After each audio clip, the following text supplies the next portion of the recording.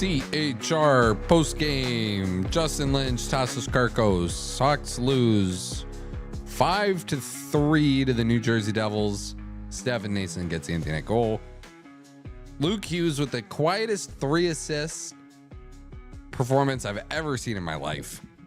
I literally said at the end of the stream, thank you to everybody that tuned in. That was did anybody notice Quinn Hughes? I think that's what I said. And I look up the box score after the game. 3 assists, first star of the game, Luke Hughes. So I don't know, dude. Yeah, I don't know how I fumbled that one, but I didn't notice him at all. Yeah, no, I was with you on that one too. It was a good stream, by the way. A fun game. Honestly, I thought the Hawks played a pretty good game tonight. Come away with the 5-3 out of New Jersey, but I thought they played pretty well. I don't know if the scoreboard, fully reflects this one, but we've seen a few games like that this season, right? So tough not to come away with. We struggle to win consecutive games, but put 3 on the board. The young guns produce. I've seen worse games than this. Yeah. Yeah. Oh yeah. There's definitely been worse games than this season. And I don't know how many times though it feels like recently, earlier in the season we're begging for the Hawks to outshoot teams. And now they've outshot 3 of the last 5, I think, and they've won maybe 0 of those hockey games, I think.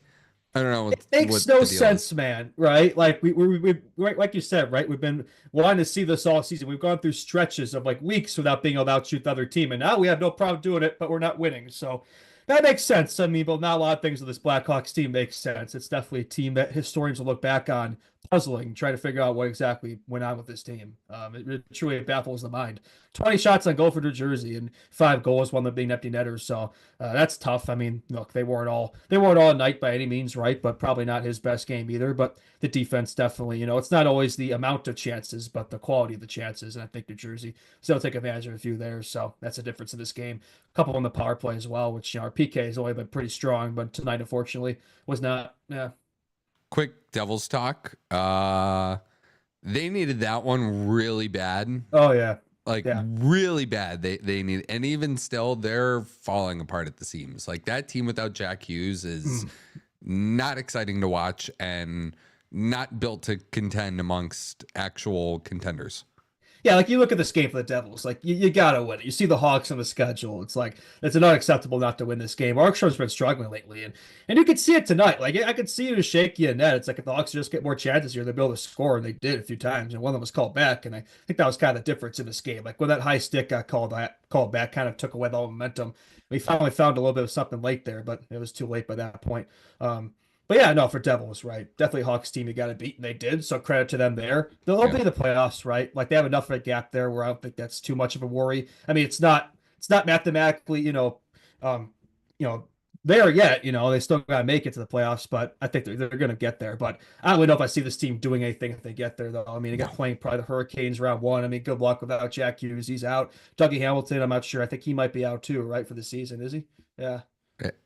Dougie Hamilton, I think there's hope that if they got to a round 2, that maybe they would. You got to get there first. Get him back in. Yeah. No, so, I don't see this team doing anything in the playoffs. So I mean, we'll see. They could prove me wrong. There's still a lot of talent despite all the injuries. They're definitely banged up right now. But without Jack Hughes driving the ship, they're gonna have a hard time. Yeah. They needed that one though, real bad. Oh yeah, for sure. But they've been struggling. What's their last 10 record? I want to say it's pretty bad. Yeah, they've definitely been struggling. Yeah, it might be a little bit better than you think, but it's still they're ruined. Yeah, it's 5-4-1. But yeah, I mean, no, I know, but it is a lot worse than that suggests. It is a lot worse than that. Just to tell you the whole story, how they've looked in these games, right? And you look at the other 2 teams there, it's the Capitals 8-1-1, Hurricanes 8-2-0. They've quietly been playing really good hockey, I think after the Ratnich trade, I would wonder, is that them kind of, laying it in? But no, if anything looked better since that trade, I think Stankoven's fit in like a glove there. And so that's a team that he probably shouldn't be writing off here.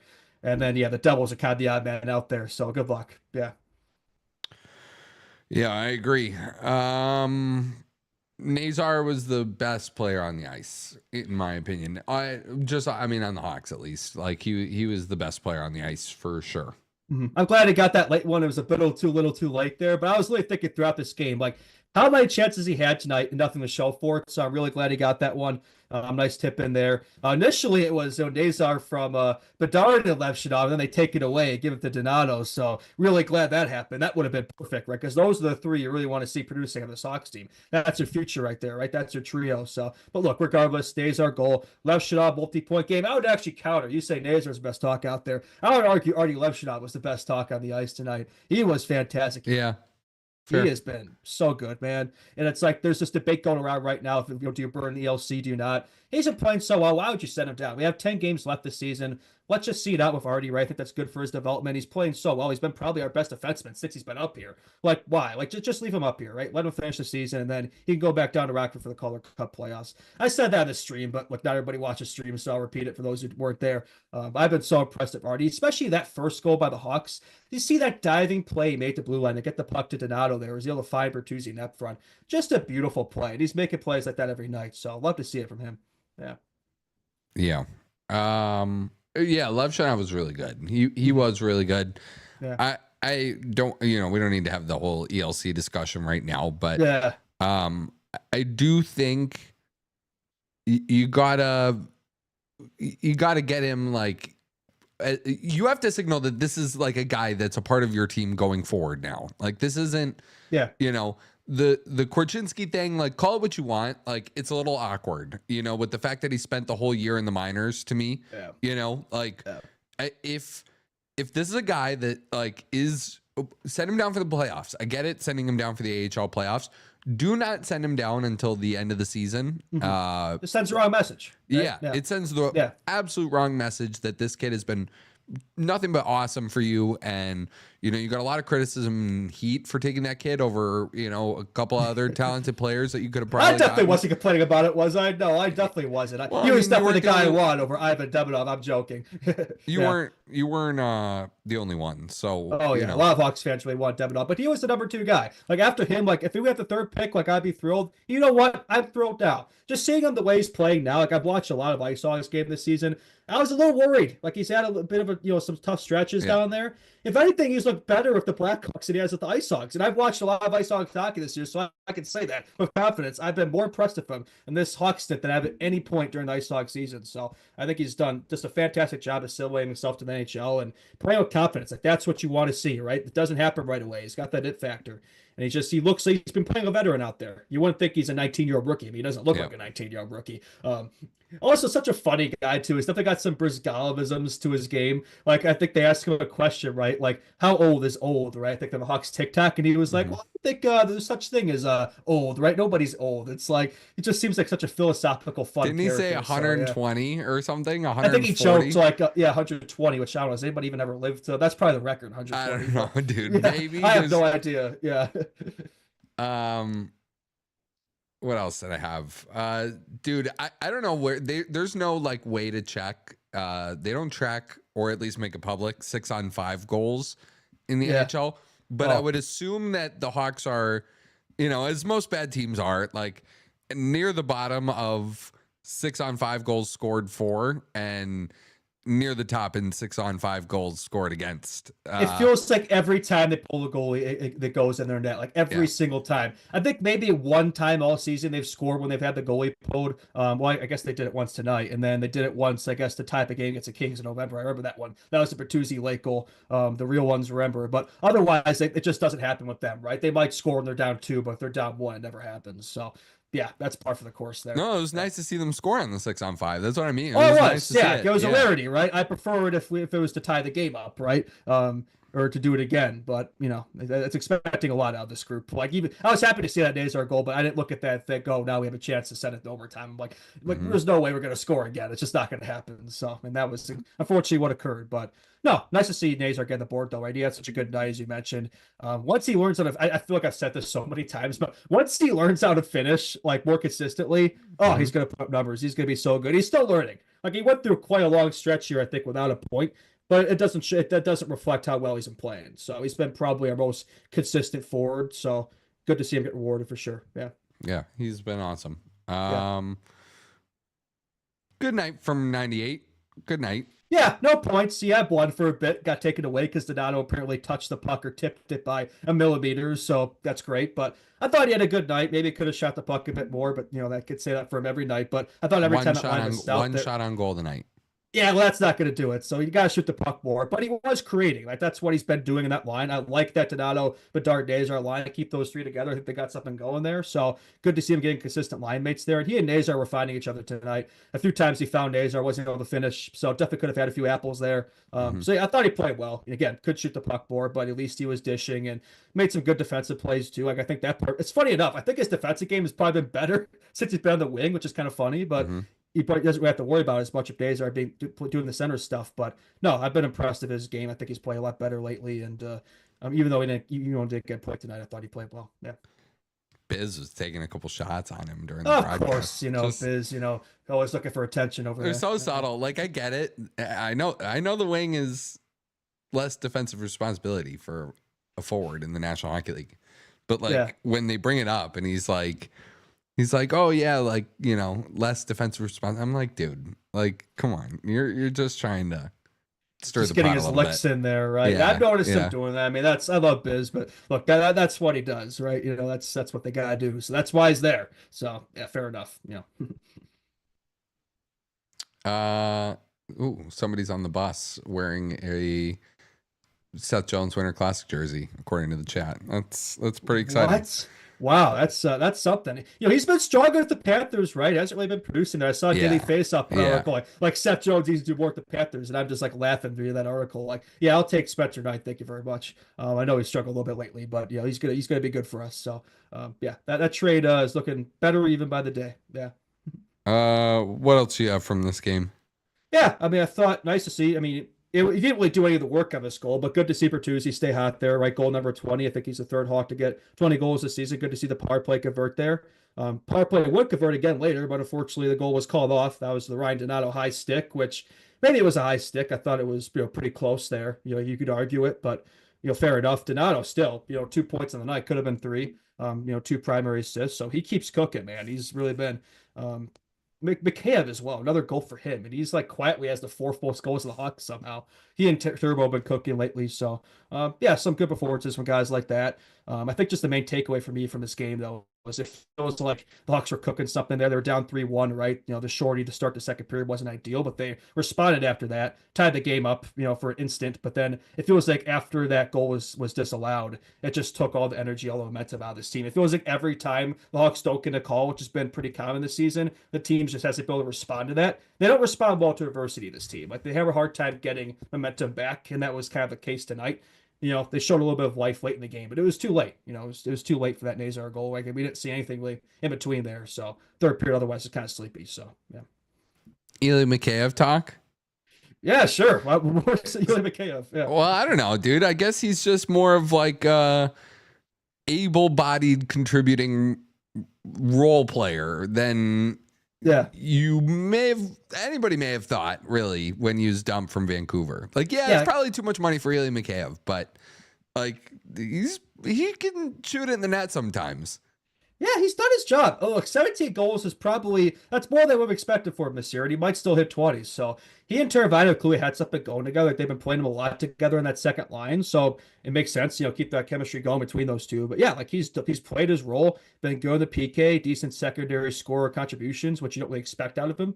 Speedy, like he's done his job. Like I've been pleasantly surprised by him.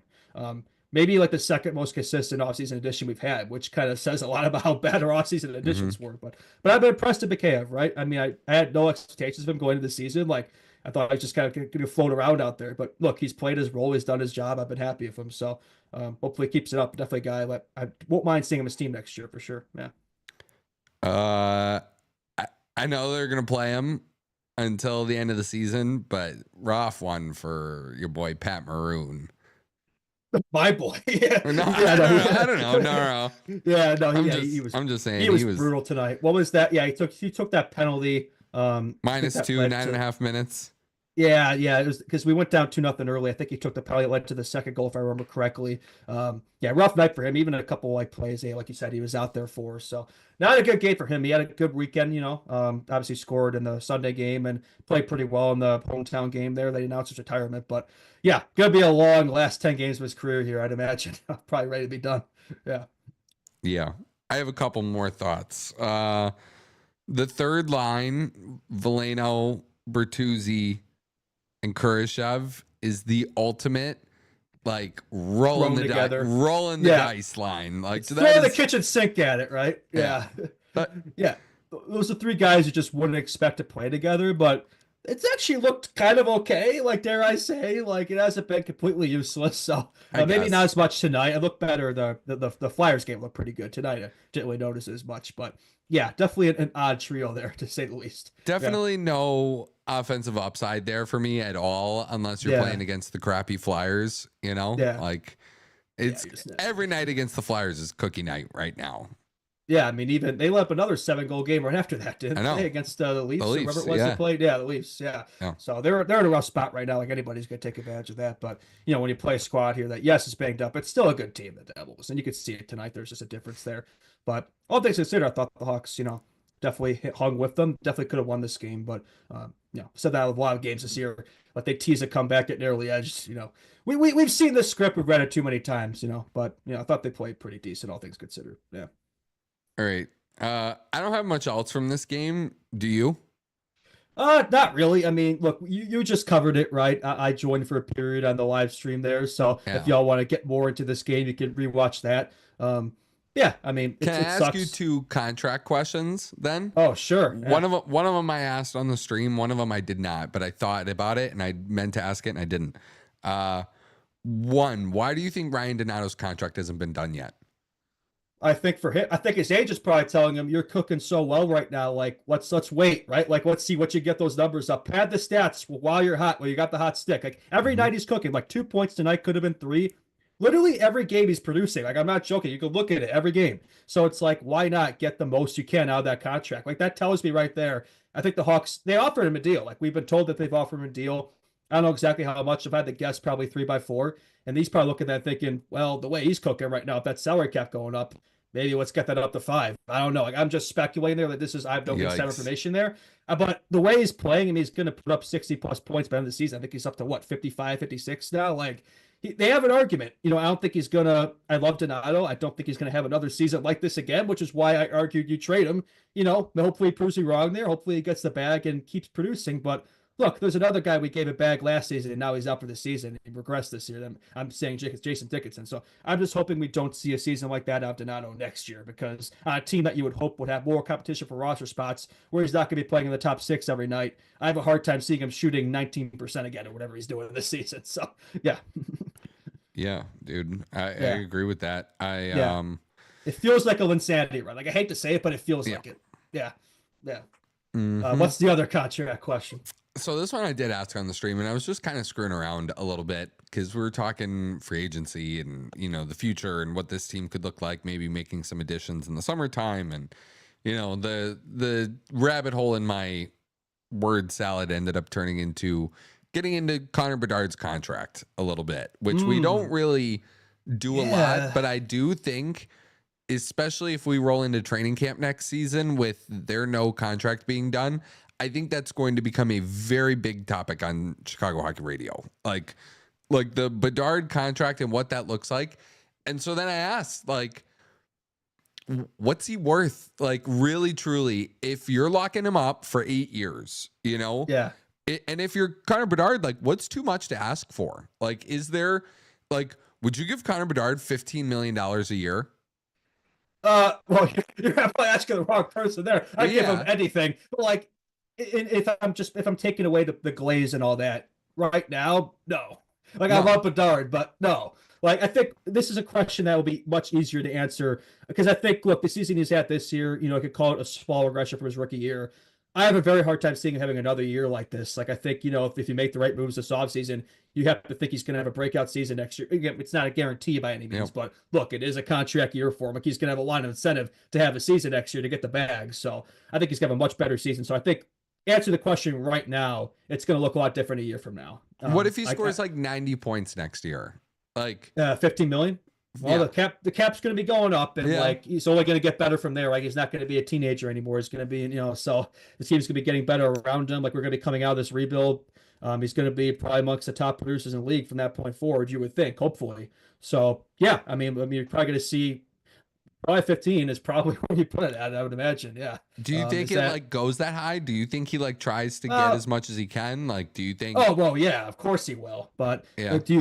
Are you asking? Do you think he would take a bit of a? Well, I mean, he's not 20 like a years old, hometown like discount, a discount. but like yeah, like it's just tough. like I mean, if I don't know, man, it's just gonna get so different. You know, we're talking about the Marner contract, and I like look not to like have the discussion here, but like I do think that whoever gets him is other than the Maple Leafs.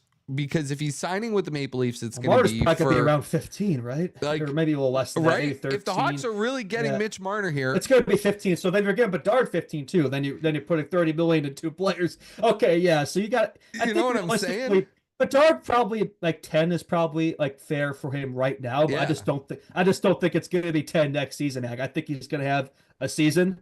Much better than this year. Not to say I think he's had a better year that he's gotten credit for this year, but look, it's probably been a bit disappointing. I'll even be honest there, but so is the whole team's performance. But if he has a season that we expect next year, I don't think 10 million. Like he's going to probably want considerably more than that. Yeah. And Marner, you have to think if the Hawks get him, it's going to be around probably 15. So on a 7-year deal. Yeah, so I know the cap's going up, like people are going to say that, but it's like you still got to be. And then like Nazar's up, like he continues to grow. It's like he could like Matthew Knies is going to ask for $7-8 million this summer. You know what I mean? Like, yeah, Frank Nazar could ask for $7 million, and then you go, like that's a lot. At least the Vlasic contract's really good. Right? Yeah, like you got to sum out of the way now, but yeah, like a lot of these guys, these young guys we have, like they're on ELCs right now. Some of them aren't even signed, so it's like it's not really a problem right now, but it's gonna be a problem. Yeah, so you have to be wise about where you put your money. Look, Connor McDavid is worth whatever like I said this on the stream too. Connor McDavid is worth the most amount of money that you are allowed to give a player under the CBA, which I think is 20% of the cap. So if that's like $20 million, a little more, like that's what Connor McDavid should be making. Like it's Connor McDavid. Like you should be making the most you can. Connor Bedard, like I'm sorry, like there are frankly not many more. This is a boon for the Black. Like there's not many more marketable players relative to their franchise than Connor Bedard is right now. Yeah, he's like, carrying this franchise's like payroll right now and like money and like all that stuff. Without him, Without him, we'd be irrelevant right now. The thought of where the Hawks would be without Connor Bedard is pretty frightening. Like, I'll tell you where they'd be, right? The 2000s before the King Tays era, like the Hawks were about as bad as they are right now, but they didn't have a Connor Bedard, right? Nobody was showing up. A part of that's because they weren't showing the games on TV. I know there's some issues with that now, but not quite as bad as back then. And it was in a rough spot, right? As bad as it is now. Like their Ben Hawks eras that been considerably worse than that. So the fact that we at least have him going on right now, but probably not so good for him. He's kind of been placed in this early part of the rebuild where Kane Tays didn't. But for the Hawks, it's probably good news. So, it gives them something to market before they get an actual team here, right? Because right now, he is the team. He is the franchise right now. Eventually, you have more jerseys to sell besides 98. Yes, that's the only jersey. Like, amongst like current Blackhawks, I'm talking current Blackhawks, he's the only jersey you see, really. He really is. Like, you might see a few Vlasics here and there. And I've seen a few Nazars pop up, but you don't really see a ton. You'll probably start seeing Levshinovs and maybe Knights, but it's going to take time for the other guys to kind of go through there. Yeah. But even still, like even past that point, it will be Bedard. You know what I mean? Like he's always going to carry the mantle, right? He's going to have. I think he literally had the highest selling jersey last year. He's probably going to have it again this year. So it wouldn't shock me if he did.